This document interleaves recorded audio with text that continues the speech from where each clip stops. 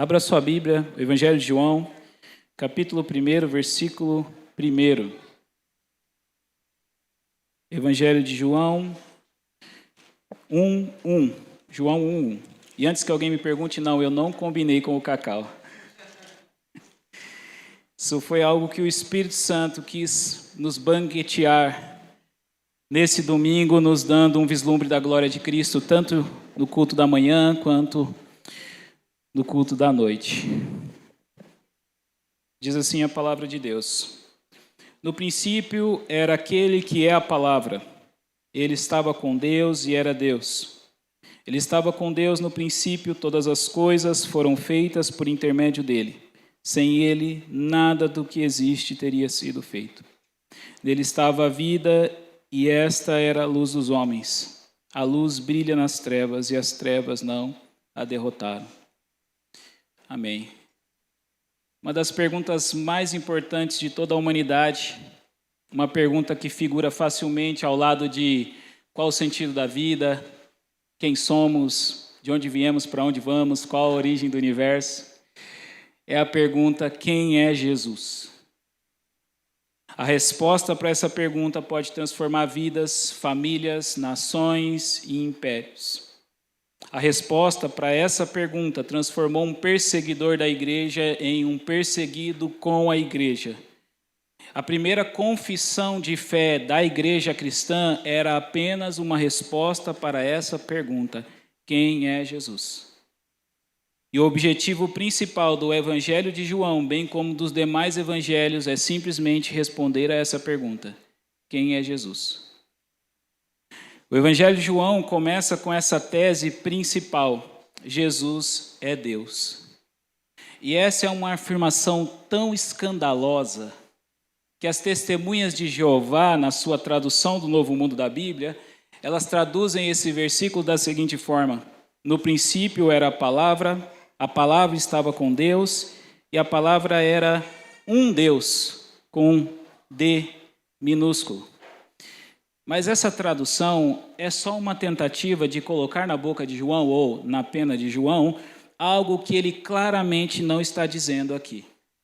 Além do fato de João, como um judeu e um cristão, não ser um politeísta, ele acreditar que existe apenas um Deus, o Deus verdadeiro, não há outros deuses como o nosso Deus, a linguagem que ele está usando aqui aponta para o início da Torá, a lei de Moisés, que começa com o relato da criação de todas as coisas com a mesma frase de abertura: no princípio. Essa é a primeira frase que você vai ler na sua Bíblia, no livro de Gênesis. Inclusive, essa frase é o nome hebraico do livro, Bereshit, no princípio.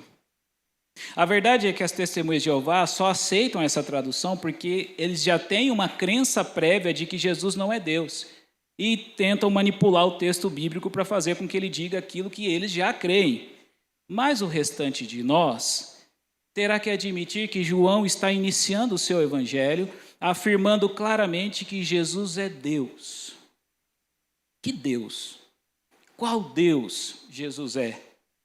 O único Deus verdadeiro, Yahweh, o Deus criador dos céus e da terra, o Deus de Abraão, de Isaque e de Jacó, o Deus que destruiu Sodoma e Gomorra, o Deus que abriu o Mar Vermelho, o Deus que fez brotar água da rocha, o Deus que livrou Sadraque, Mesaque e Abidnego da fornalha de fogo e Daniel da cova dos leões. João está falando do único Deus, o único Deus verdadeiro. Essa é uma afirmação extraordinária. Porque aquele que ele está dizendo aqui no início do seu evangelho, que é Deus, é um personagem histórico conhecido. É o filho mais velho de Maria. É o profeta da Galileia, que viveu aproximadamente 60 anos antes de João escrever essa frase. Ele foi acusado pelos seus inimigos de comer com publicanos e pecadores. Então ele claramente comia como qualquer ser humano comum. Ele também teve sede junto ao poço de Jacó, como qualquer um de nós. Sabemos que ele dormiu no barco de Pedro. Certamente ele tem sono, fica cansado. E todos os evangelistas confirmam que ele sangrou e morreu na cruz como um homem comum. Até mesmo grande parte dos ateus vai acreditar que aproximadamente 2000 anos atrás existiu um homem chamado Jesus, que na opinião de muitos foi um grande mestre, um mestre extraordinário, mas afirmar que este mestre era o próprio Deus é escandaloso para o mundo. E aqui já me deixa fazer uma observação importante que você já sabe, mas não cabe repetir. Há 3 pessoas na Bíblia que são chamadas de Deus: Jesus, o Pai de Jesus e o Espírito Santo. E sabemos que só há um Deus. E apesar de João estar aqui dizendo que Jesus é Deus, ele não está dizendo que Jesus é o Pai de Jesus e nem está dizendo que Jesus é o Espírito Santo. De alguma forma, para além da nossa compreensão, o Pai, o Filho e o Espírito Santo não são a mesma pessoa, mas são o mesmo Deus. Esse mistério ele é sintetizado pela igreja na doutrina da Santíssima Trindade. Irmãos, tudo que nós sabemos sobre Deus é aquilo que Ele mesmo quis revelar de si nas Escrituras. E o que Ele revelou de si é tão grandioso e extraordinário, é tão misterioso e para além da nossa imaginação, que diante dessa revelação, a melhor coisa a se fazer, muitas vezes, é a gente aceitar a pequenez da nossa capacidade de compreensão e aceitar a grandeza da excelência desse Deus completamente diferente de nós, mas que mesmo assim escolhe se relacionar conosco. Às vezes o melhor nem é compreensão, mas adoração a esse Deus grandioso e misterioso, além da nossa compreensão, muitas vezes. E aqui, nesse texto que nós acabamos de ler, João traz mais um mistério. O homem que andou na Galileia é o mesmo Deus, Criador dos céus e da terra. Essa é a tese do Evangelho de João, e João vai gastar o restante do Evangelho provando que essa tese é verdadeira. O Evangelho de João é como uma corte onde nós somos convidados a nos sentar na cadeira de um juiz e julgar essa tese de João. João nos convida a ouvir as várias testemunhas, verificar as várias provas ao longo do seu Evangelho e, ao final, dar o nosso veredito diante de tudo que nós vimos. Quem é Jesus? Quem é Jesus? A gente não vai poder ficar indiferente se a gente ler o Evangelho de João. Não vamos poder desver aquilo que nós vamos ver. Nós não vamos poder desler aquilo que nós lemos. E nós precisaremos tomar uma decisão. Nós precisaremos admitir para onde as provas apontam, para onde os testemunhos apontam. João chega a dizer no final do seu evangelho que havia muito mais que podia ser apresentado, mas que o que foi apresentado é suficiente para que nós creiamos em quem Jesus é e por essa fé nós tenhamos vida em seu nome. No final do evangelho de João, tanto a tese das testemunhas de Jeová, de que Jesus era um Deus, como a tese dos céticos modernos, de que ele era um grande mestre do passado, serão destruídas. Elas serão esmagadas pelo peso dos argumentos em favor da divindade de Cristo, que o Espírito Santo inspirou o apóstolo João a registrar aqui. Porém, meus irmãos, uma coisa que eu tive que aprender de uma forma muito dolorosa é que argumentos por si só não têm poder de salvar ninguém. Se o Espírito Santo não me convencer da verdade do Evangelho, eu estarei cego para o mais forte, mais racional, mais lógico de todos os argumentos. Deixa eu contar aqui um testemunho. No auge da minha adolescência teológica é quando o estudante de teologia começa o seminário e ele aprende várias doutrinas que ele não tem maturidade espiritual para elaborar. E sai por aí se achando ou João Calvino, ou puritano, ou Armínio. O Guilherme deu risada ali. Quando ele não tem maturidade, nem a devoção desses grandes homens do passado, tudo que ele consegue fazer com o que aprendeu é ficar discutindo soteriologia na igreja ou na internet. Enfim, no auge dessa minha adolescência teológica, eu comecei uma série de discussões com um primo meu, testemunha de Jeová. E após apresentar vários argumentos que ele não foi capaz de me responder, eu ouvi dele uma frase que eu nunca vou me esquecer e que me fez um pouco menos adolescente. Aquele dia eu cresci um pouco. Olha o que meu primo me respondeu. Este é um bom argumento. Eu realmente não tenho resposta para ele, mas as testemunhas de Jeová têm. Não importa qual seja o seu argumento, as testemunhas de Jeová já responderam tudo, porque as testemunhas de Jeová já responderam todos os seus argumentos, mesmo que eu ainda não saiba a resposta.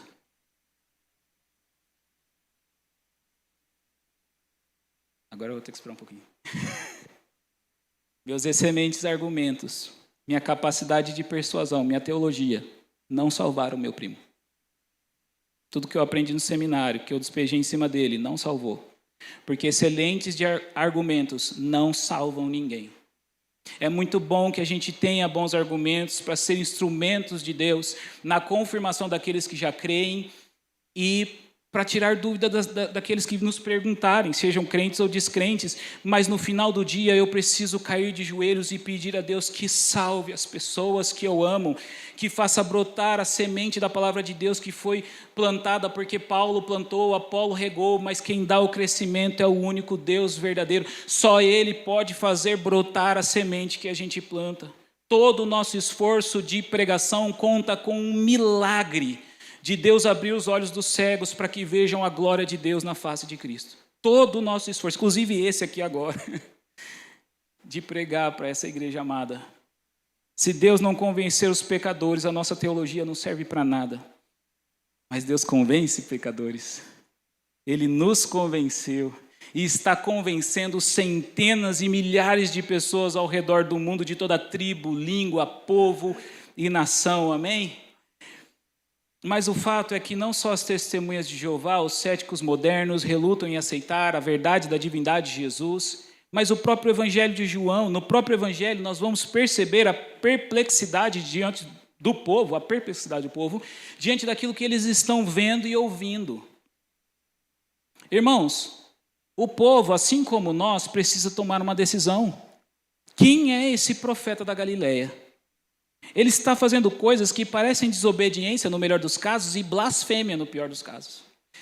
Ele vira as mesas dos cambistas no pátio do templo, faz um chicote e expulsa aqueles homens. Ele fala com os samaritanos, com uma mulher samaritana, inclusive. Ele opera cura em favor de um oficial romano. Ele convida os seus discípulos a comerem da sua carne e a beberem do seu sangue. Chama o povo de Deus de minhas ovelhas. E ainda diz que tem outras ovelhas, além daquelas, se colocando no lugar do pastor do povo de Israel, e não só do pastor do povo de Israel, mas do pastor do mundo inteiro. E para piorar, ele chama os líderes do povo de cegos, hipócritas e filhos do diabo. Aceita que uma mulher pobre derrame aos seus pés um perfume que um ano inteiro de salário não seria suficiente para comprar. Usa livremente a expressão eu sou, que é o significado do nome divino, Yahweh, mas aplicando esse eu sou a si mesmo. Ele perdoa pecados, ele diz que é a própria ressurreição e a vida, diz que é Senhor do sábado. São afirmações extraordinárias. Extraordinárias. Um judeu comum não fala essas coisas. Mas qualquer um poderia falar, se quisesse. Mas a questão é que enquanto Jesus diz e faz essas coisas, que só Deus tem o direito de dizer e fazer, ele também opera milagres que só Deus poderia operar. Ele transformou água em vinho em Caná da Galileia. Ele curou um homem paralítico há 38 anos junto ao poço de Betesda. Ele multiplicou pães e peixes, andou sobre as águas, curou um cego de nascença, ressuscitou Lázaro dos mortos. Se vários enfermos são trazidos a ele, ele cura todos. Não é como nem o show de curas moderno, que quem que foi curado aí, levanta a mão, aí 2, 3, levanta. Se traziam multidões de enfermos, ele curava todos. Ele não falha, não há falhas no seu ministério. Se alguém é possesso por uma legião de demônios, a legião vem e se submete a ele e suplica toda a legião para ser mandada para um rebanho de porcos. Ele é infalível, ele é soberano Senhor, até do vento e do mar. Tudo isso ele faz em seu próprio nome, ele faz isso por sua própria autoridade. Então, no final da leitura dos evangelhos, não há como afirmar que Jesus seja um ser espiritual elevado, um grande mestre. Ou ele é Deus mesmo, ou é uma farsa. Ou admitimos que Jesus é Deus e lhe damos o louvor, a glória, a honra que lhe são devidas, ou a gente ignora os testemunhos, os sinais, as provas, e a gente fica eternamente em busca de uma outra explicação plausível para os fatos que os evangelistas nos transmitiram. Quem é Jesus? Essa é a pergunta que o Evangelho de João já te dá a resposta logo no início. É Deus. Não há outra explicação. Mas há outra pergunta. Por que é importante crer que Jesus é Deus? Qual a relevância prática dessa doutrina da divindade de Cristo para as nossas vidas? E primeiramente, a doutrina da divindade de Cristo tem a ver com a nossa adoração.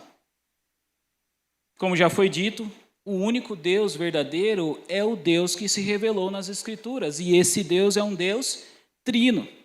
Se negarmos a divindade de Cristo, nós estaremos automaticamente adorando um Deus diferente daquele revelado nas Escrituras. E isso nos torna idólatras. E este Deus, diferente do Deus das Escrituras, ele jamais será glorioso, sublime, cheio de majestade e glória, como o Deus revelado nas Escrituras. Se nós negarmos a divindade de Cristo, nós estamos tirando parte da glória de Deus, e a consequência prática disso é que nós estamos tirando glória das nossas vidas. O Salmo 115, versículo 8, nos mostra que aqueles que adoram ídolos, eles se tornam semelhantes a eles, cegos, mudos, surdos, imóveis. Por outro lado, aqueles que adoram o Deus verdadeiro são conformados à sua imagem, a imagem do Deus Criador do universo. Ele é a fonte de toda beleza, de toda bondade, de toda verdade, de toda vida, e é a Ele que nós somos conformados quando nós o adoramos. Eu não posso desejar coisa melhor para você, meu irmão, e para mim, do que sermos conformados à imagem do nosso amado, conforme nós nos deleitamos na adoração que nós rendemos a Ele, aqui em todo lugar que nós estamos. Amém? Se você quer ser conformado ao Deus verdadeiro, você precisa adorar o Deus verdadeiro. Uma segunda consequência prática dessa doutrina tem a ver com a nossa salvação. O autor aos Hebreus, em Hebreus 10, 4, diz que o sangue de animais não tem poder de tirar pecados. Assim como a ceia que nós celebramos aqui todos os meses, os sacrifícios no Antigo Testamento eram uma sombra, um símbolo do sacrifício perfeito e definitivo de Cristo. Mas se Cristo não for Deus, então ele é apenas uma criatura.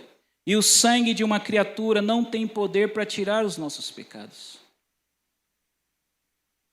Mas, por outro lado, se Cristo é Deus, e Ele é, então Ele também é o Cordeiro de Deus, como disse João, que tira o pecado do mundo. Os cordeiros que nós oferecia, que o povo de Deus oferecia, não tinha poder de tirar pecados, mas o Cordeiro de Deus tem poder para tirar o pecado do mundo. Então, essa segunda relevância prática de crer que Jesus é Deus, a nossa salvação mesmo e o perdão dos nossos pecados. Mas uma terceira consequência prática dessa doutrina, dentre outras que a gente poderia destacar aqui hoje, é nós podermos viver sabendo que o Deus Criador é o mesmo Deus Redentor. O Deus Criador é o Deus Redentor. Como o fato de que Jesus se entregou por nós na cruz do Calvário, na pessoa do Filho, é o mesmo Deus que criou todas as coisas, afeta a nossa vida. Como que afeta a nossa vida saber que o Criador de todas as coisas é o mesmo Deus encarnado, morrendo por nós na cruz do Calvário? No século II, o cristianismo ele foi assediado por uma heresia chamada gnosticismo. Dentre outras coisas que o gnosticismo defendia, ele dizia que o mundo material é necessariamente mau, que o corpo é uma prisão do espírito, e por isso o alvo do ser humano é se libertar dessa prisão, é libertar o espírito da prisão material do corpo. Os gnósticos afirmavam, por exemplo, que originalmente toda a realidade era espiritual, O Ser Supremo Deus nunca teve a intenção de criar o mundo material, mas um dos espíritos que ele criou, rebelado contra Deus, criou a realidade material. Isso é o que os gnósticos defendiam. Esse tipo de visão é bastante influenciado também pela filosofia grega, que enxerga o mundo das ideias como um mundo perfeito, mas o mundo material imperfeito, né? Por exemplo, se você imaginar um círculo, o círculo da sua imaginação é perfeito. Você nunca vai conseguir desenhar um círculo como esse círculo da sua imaginação. Daí a expressão amor platônico, né? Indicando aquele romance impossível, proibido, e que esse é o amor perfeito. Uma vez que aquele romance acontecer num relacionamento real, os defeitos vão começar a aparecer, o encanto vai ser quebrado e o que era perfeito vai se tornar imperfeito. E até mesmo os autores bíblicos às vezes parecem decepcionados com a criação, como o livro de Eclesiastes, por exemplo. Parece que a criação tem uma tendência natural de ir para o caos. Tanto que em 1949, o engenheiro Edward Murphy Jr., você já deve ter ouvido falar da lei de Murphy. Ele estabeleceu como premissa de segurança que se algo pode dar errado, vai dar errado da pior maneira possível, no pior momento possível, do modo mais catastrófico possível, que cause o maior dano possível. Ô homem pessimista. Mas ele formulou essa lei após um experimento em que todos os sensores de um equipamento foram instalados incorretamente, irmãos. Apesar de haver uma maneira certa e uma errada de fazer a instalação. Apesar da lei de Murphy não ser uma lei de fato, porque às vezes as coisas dão certo, né? Graças a Deus. No mundo corrompido pelo pecado, de fato, nada é ideal. Nada é ideal. Nós sempre vamos precisar nos acostumar com o aproximado, o mais ou menos. Tudo é mais ou menos. No mundo corrompido pelo pecado, tudo é mais ou menos. Tudo é quase net. Não tem nada ideal. Mas se nós crermos que o Criador nos ama, ao ponto de despir-se de sua própria glória, na pessoa do Filho, e se humilhar até a morte, e morte de cruz, então a lei de Murphy vai ter que se inverter. Se o Criador provou o seu amor por nós na cruz do Calvário, então mesmo nessa criação corrompida pelo pecado, se houver a possibilidade de nos livrar de dores, sofrimentos e caos dentro dos santos propósitos eternos de Deus, para nós, Ele com certeza nos livrará, porque Ele nos ama. A cruz mostra as boas intenções de Deus, e que boas intenções! É por isso que a lei de Murphy ela é ótima como premissa de segurança, mas péssima como filosofia de vida. Porque a verdade é que o mundo não é tão caótico como ele poderia ser. Deus está agindo, quebrando arcos, cortando lanças, enfraquecendo impérios, colocando bondade no coração humano corrompido, impedindo que esse mundo se torne o caos que ele poderia ser, que ele tem capacidade para ser. Só de olhar para a criação, eu já sei que Deus é bom. Mas é olhando para a cruz que eu tenho dimensão do quanto Ele é bom. Eu vou dizer isso de novo. Se eu olhar para a criação, percebendo que ela não é o caos que ela tem potencial de ser, eu já vejo que Deus é bom. Mas se eu olhar para a cruz do Calvário, crendo que aquele que está ali crucificado é o Criador dos céus e da terra, então eu tenho a dimensão do quanto Ele é bom. E se Deus é bom, e se o Deus da cruz é o mesmo Deus Criador, então a criação é boa. E deve ser recebida como dádiva. O meu corpo não é uma prisão da alma. Mesmo um corpo debilitado e doente é uma dádiva daquele que me amou ao ponto de se entregar na cruz por mim. Todos os prazeres e deleites que esse corpo me proporciona, eles devem ser recebidos com ações de graça, e o meu comer e o meu beber devem ser para a glória de Deus, porque o Deus Criador é o mesmo Deus Redentor. Porque aquele que fez o arroz e o feijão que eu como é o que morreu por mim na cruz. A criação é gloriosa. Foi criado por um Deus que nos ama além da nossa imaginação, deve ser cuidada, valorizada, preservada e devidamente cultivada para a glória de Deus. Se Jesus é Deus e Ele é, por mais inacreditável que seja, aquele que criou as galáxias, os planetas, os montes, as profundezas do mar, nos vê e se importa. Se importa ao ponto de morrer por nós na cruz do Calvário. Acho que você não entendeu o que eu falei. Eu acho que eu não entendi o que eu falei. E toda a eternidade, isso vai ser tremendo e misterioso. Se Jesus é Deus e Ele é aquele que criou asteroides, galáxias, planetas, trilhões de estrelas, as profundezas inacessíveis do mar, é o mesmo que nos vê nós, povinho de Nova Odessa, pequenos como somos, e se importa. Se importa ao ponto de morrer por nós na cruz do Calvário. A consequência prática do fato de Jesus ser Deus é que tudo está sob controle. O meu amigo, o meu melhor amigo, é o dono do universo, é o que sustenta todas as coisas. Eu quero concluir essa pregação com as palavras do salmista no Salmo 8. Eu não vejo maneira melhor de terminarmos. Senhor, Senhor nosso, como é majestoso o teu nome em toda a terra, tu cuja glória é cantada nos céus. Dos lábios das crianças e dos recém-nascidos firmaste o teu nome como fortaleza, por causa dos teus adversários, para silenciar o inimigo que busca vingança. Quando contemplo os teus céus, obra dos teus dedos, e a lua e as estrelas que ali firmaste, pergunto: que é o homem para que com ele te importes, e o filho do homem para que com ele te preocupes? E ele se importa, irmãos. Essa é a nossa perplexidade diante do Deus Criador, ser o mesmo Deus da cruz. Que é o homem? Quando contemplo os céus, os teus céus, o céu tem dono, ele não surgiu do nada, de uma explosão, ele surgiu pela mão do Criador. Que é o homem? Quem sou eu para que ele me veja, para que se importe comigo? Mas ele se importa e provou na cruz do Calvário o quanto ele se importa. Amém? Vamos orar?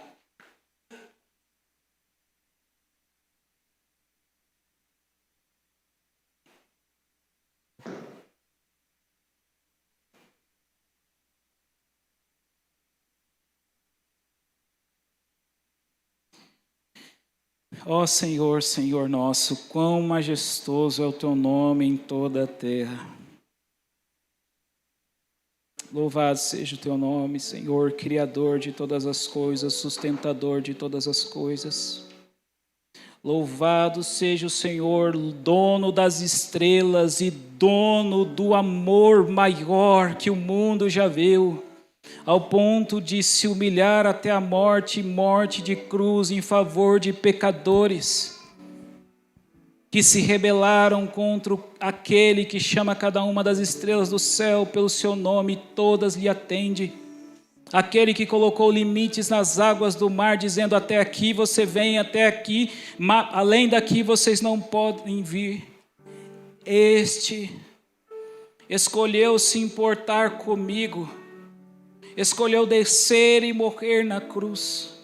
Como comemoramos no Natal, escolheu vir e tomar forma de um bebê, se entregou aos braços de Maria, e depois, quando cresceu, se entregou aos braços do madeiro, por amor de nós. Não há como, a eternidade não é tempo suficiente para louvarmos, te engrandecermos, te dizermos glória a Deus, bendito seja o teu nome, louvado seja o teu nome. Obrigado, Espírito Santo, por ter revelado esta glória do Evangelho por nós. Nenhum livro sagrado, dito sagrado, tem tanta glória. Tem um mistério desse. Não há religião no mundo que se compare a esta religião que professamos, que tem um Deus que se importa, que trabalha por aqueles que neles esperam. Nunca se viu nem se ouviu falar desde a antiguidade de um Deus semelhante a ti, Senhor, que se importa com aqueles que em ti esperam, que morreu por nós e depois se revelou a nós, que aceitou o nosso arrependimento, recebeu a nossa fé, nos salvou, nos levará para morar eternamente contigo em novos céus e nova terra, redimirá essa criação por meio do teu sangue. Aleluia, glória a Deus. Bendito seja o teu nome, Deus Criador, Deus Redentor, Deus Trino, Pai, Filho, Espírito Santo, comunidade divina, santa. Nós louvamos e celebramos ao teu santo nome, Senhor. Aleluia, glória a Deus.